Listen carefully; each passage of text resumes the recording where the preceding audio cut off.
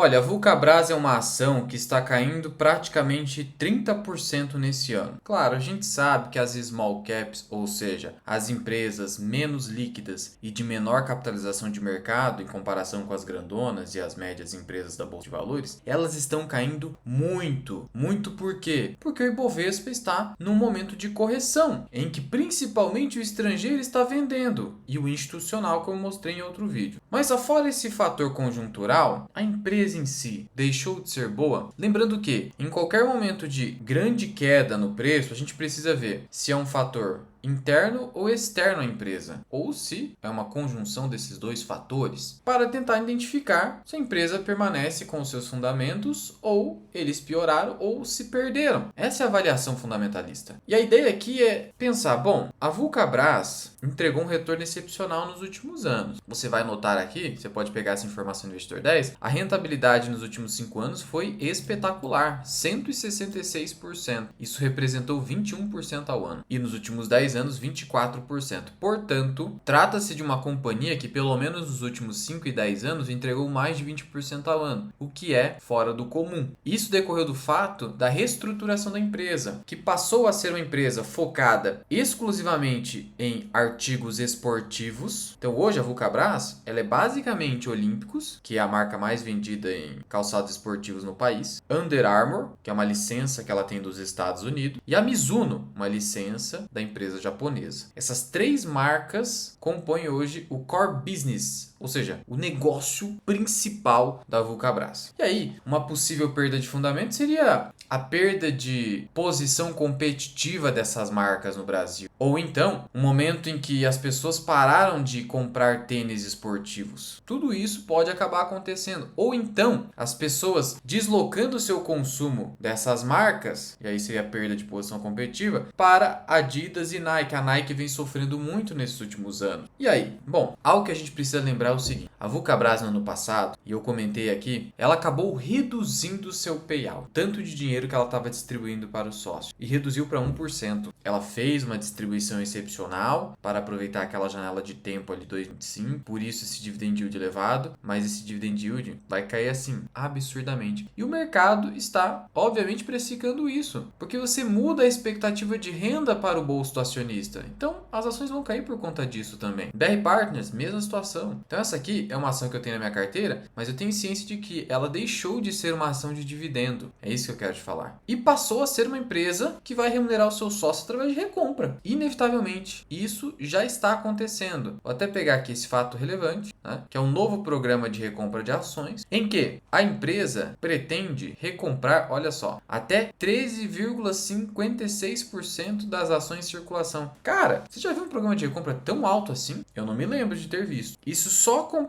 pra gente que ela deixou de ser uma pagadora de dividendo para focar em recompra. Só que recompra tem alguns detalhes negativos. Quais são? Primeiro, que você reduz o free float. E reduzindo o free float, você reduz a liquidez. E é uma empresa que já fez aumento de capital para aumento de liquidez. Será que ela não poderia tentar fazer isso novamente depois que as ações acabarem subindo por conta da recompra? Aí você fica assim, né? E aí? Será que eles não vão tentar fazer isso novamente? E é uma empresa que tem menor liquidez por ser uma small cap, né? Negocia 12 milhões dia, ou seja, é um fundo imobiliário. E existe outro detalhe negativo da recompra, que ela teoricamente vai gerar ganho de capital. E esse ganho de capital, ele sofre os 15% de imposto. Algo que não acontece nos dividendos, em que até 50 mil, o que acontece? Nada. Não, eu recebo o valor líquido. Então, na prática, isso aqui é ótimo para o acionista maior e péssimo para o acionista minoritário, que não recebe 50 mil por mês, nem da carteira integral desse acionista. Então, a posição do acionista minoritário hoje ficou desequilibrada na empresa. E o mercado precifica tudo isso, né? O preço, ele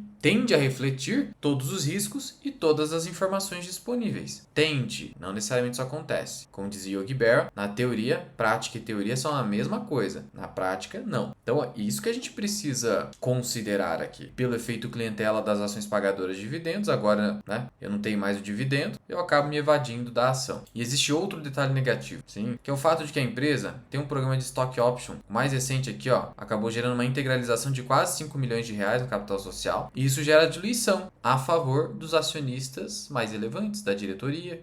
E aí a recompra pode ser utilizada para remunerar esse pessoal que já compra mais barato. E outro detalhe, a ação poderia subir e o programa de recompra continuar só para remunerar esse pessoal. Então a recompra tem sim os seus riscos. É por isso que a gente não pode cair no discurso de que é equivalente a recompra e o dividendo. Isso não é verdade. O dividendo é dinheiro no seu bolso limpo, isento de imposto até 50 mil. A recompra não. E o dividendo não diminui a liquidez do papel. Perfeito? Então essa questão aí está mais do que clara. Que Vulcabras deixou sim de ser uma ação de dividendo e passou a ser uma empresa de crescimento. Uma ação de crescimento da sua carteira. E a ação de crescimento, a gente tem alocação inferior no portfólio. É por isso que minha alocação em Vulcabras hoje é diminuta. Deixou de ter aquele aspecto previdenciário. Isso não significa que a empresa deixou de ser boa, só que deixou de ser uma ação de dividendo. E a posição que ela precisa ocupar na carteira precisa ser adequada a isso. Isso significa fazer a gestão de portfólio. E os resultados? Os números da empresa, que é aí que os números falam, ele conta uma história. A partir disso que eu sei se a empresa está indo bem ou mal, se ela perdeu ou não fundamentos. Perda de fundamento, ressalte-se, não significa a empresa quebrar, a empresa ter prejuízo necessariamente. Significa a empresa piorar significativamente. Por exemplo, uma empresa que era um duopólio, Cielo, deixou de ser e passou a ter margens e rentabilidade extremamente mais baixas do que antes. A WIS Soluções, que chegou a perder fundamentos quando perdeu o contrato com a Caixa e depois precisou recuperar os fundamentos. São situações de perda de fundamentos, em que pode ou não acontecer uma recuperação. Então veja que o que vendem por aí, como excesso de simplificação, isso não é verdade. Você precisa, se quer seguir pelo caminho da gestão ativa de portfólio, sabe, ter esse tipo de acompanhamento. Pois bem, vamos lá. Margem bruta é um indicador importante, 40,4%. Houve uma redução de 0,2%, negativo. Por que negativo? Porque eu perdi margem. Significa que os meus custos variáveis aumentaram. A matéria-prima está mais cara. E a receita cresceu 11%. Maravilha. Se a receita está crescendo a uma taxa alta, sim, de 11%, isso é positivo. Até porque a gente esperava isso, já que a empresa emitiu o debênture no ano passado para investir em capacidade produtiva, porque ela via uma oportunidade. Então, tem que ter o crescimento da receita, até porque ela se endividou para isso. O lucro caiu, olha só o lucro caindo. Resultado financeiro, principalmente. E o lucro bruto cresceu. Então, a margem piorou? Piorou, mas o lucro bruto cresceu. Então, o que acontece? O lucro bruto cresceu 10 e a receita 11. Então, esse é o risco da margem. Porque, vamos lá, vamos supor que agora, no próximo ano, eu cresço a minha receita 11 e meu lucro bruto cresça apenas 9. Perdi margem de novo. E assim vai. Até que chega uma hora que o lucro bruto não cresce. É o que a gente viu na Marco Polo que está acontecendo agora. Precisa estar de olho nisso. Mas por hora não é preocupante, mas é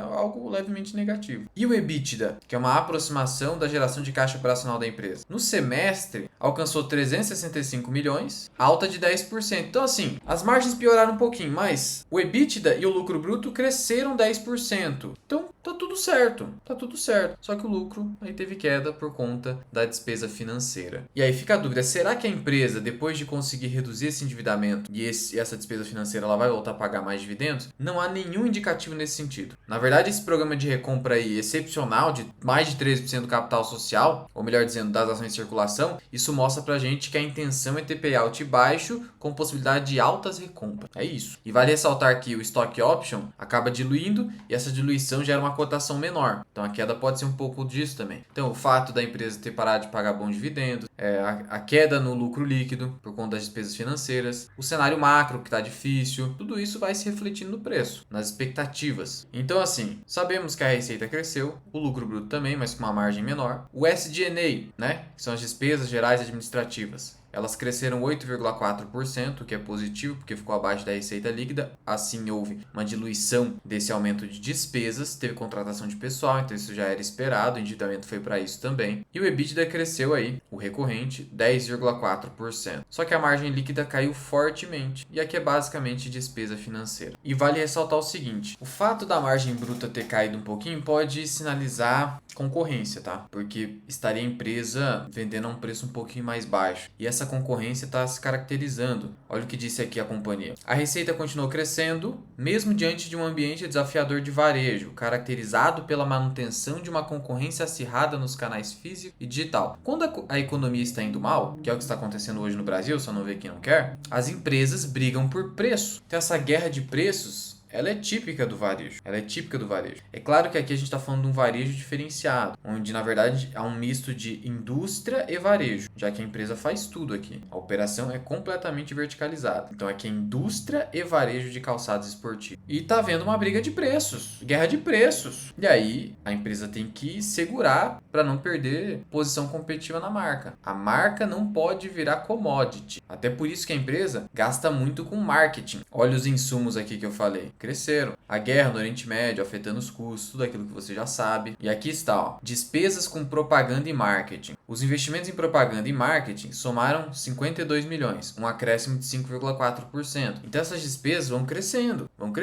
E elas representam mais de 5% da receita líquida. Assim, já foi 5,6%, agora está 5,3%. Então ela vai crescendo, só que se a receita cresce mais do que isso, ela vai perdendo um pouco de proporção. Então, mas é isso, faz parte do negócio. Então por que ela investe tanto assim em campanhas de marketing? Porque isso é indispensável para você gerar valor no inconsciente coletivo das pessoas, no imaginário das pessoas. Por que a Coca-Cola, mesmo sendo a maior empresa de refrigerantes do mundo, ela continua gastando muito dinheiro para posicionamento de marca? Porque ela sabe que ela precisa estar no imaginário das pessoas, não pode sair da memória das pessoas. O Itaú, mesma situação. E ainda mais aqui, uma empresa de calçados esportivos. E a gente entra aqui no patinho feio hoje da empresa, que é o resultado financeiro. Ela apresentou uma despesa de quase 23 milhões, em comparação com uma receita financeira de 120 milhões. Porque ela tinha posição de caixa líquido. Então hoje a situação da empresa é completamente diferente. Ela tinha receita financeira acima da despesa financeira, hoje é o contrário. Hoje ela tem, quase 20 milhões, eu vou pegar só o segundo trimestre. Não, vamos pegar o primeiro semestre de 26 para ver aqui o quadro geral. Ela apresentou um total de receitas financeiras, é os juros das aplicações, né? Então o seu CNPJ lá com o seu CDB de liquidez diária ou não, o juro que está ali sendo acumulado, esse juro é uma receita financeira. É a mesma coisa aqui. Então gerou 40 milhões, enquanto que eu gerei uma despesa de 91 milhões. Só que em 2025 eu tive uma despesa de 53, uma despesa que cresceu 71,5%, só que um ganho de 175. Então por isso que o lucro caiu. O lucro líquido recorrente foi de 143 milhões, ficando praticamente estável em relação ao segundo TRI de 25. Então assim, isso mostra pra gente que se a empresa não tivesse endividado, o lucro teria crescido pelo menos uns 5 a 6%, acima da taxa de inflação, que é positivo. Então assim, os fundamentos estão mantidos. Teve uma piora no sentido da empresa ter optado pelo endividamento, mas não há nenhum sinal de que a marca tenha perdido força, que ela tenha perdido posição competitiva, que a demanda pelos seus produtos tenha caído. Na verdade não, tudo isso na verdade é o contrário, a não ser uma pequena guerra de preços que está afetando um pouco a margem e também ali os insumos aumentando de preço. Mas assim, é uma questão macro, né? Que não está sendo grave no momento. Então muito da queda nas ações hoje decorre dela ter deixado de ser uma ação de dividendo e esse resultado líquido sendo comprometido com despesas financeiras. E assim, aqui é uma despesa financeira que não é assim, nossa, que está destruindo o valor. Não está destruindo o valor. Mas como o lucro está caindo bastante por conta disso, a empresa, por ter deixado de ser uma empresa de dividendo, não está exatamente muito barata. Ela tem que recuperar aí esse resultado. E a ideia é ela ir amortizando essa dívida depois e fazendo recompra. E aí assim, eu acabei atualizando o valor intrínseco da empresa para 4,5 bi. De tal modo que hoje ela negocia até com uma baixa margem de segurança. Eu tô sendo muito conservador? Eu tô. Daria para chegar em 15? Até daria. Mas dá para ver que hoje ela não tá assim uma grande pechincha por conta dessa situação do endividamento. Só que assim, endividamento tá da seguinte forma, ó. Deixa eu te mostrar. Relação dívida líquida sobre EBITDA em 0,7. Não é uma coisa que preocupa, dado que a empresa está com uma demanda aí bacana. Mas está afetando negativamente. Você tinha um endividamento quase negativo, agora é 0,7, mas já está caindo. O pico foi no quarto trimestre de 25. Agora está aqui, dívida líquida 576 milhões de reais. E a tendência é isso ir caindo novamente para 0,3, 0,4, e aí você vai ver uma evolução do resultado. Então o preço atual da empresa é atrativo, mas não tem tanta margem de segurança. Ela está barata, mas é aquilo, é small cap, deixou de ser de dividendo, passou a ser uma ação de crescimento e depende do macro, inevitavelmente. Portanto, não, a empresa não perdeu o fundamento. Por outro lado, deixou de ser uma ação de dividendo. E o preço teto, que eu vou atualizando pelo menos a cada trimestre de outras empresas, está aqui na área de membros. Só clicar aqui em Seja Membro que você tem acesso a vídeos exclusivos e atualização da minha planilha de preço teto e também acompanha minha carteira pessoal de investimentos. Tenho Vulcabras e vou fazendo acompanhamento e mostrando para os membros do canal. E se você quiser o meu curso, tá na comunidade Formação Mira Invest, link na descrição. Agora eu quero saber a sua visão sobre a Vulcabras. Eu gosto de ler aqui os comentários, a opinião de vocês. E se tiver alguma dúvida, só comentar aqui embaixo. Fui!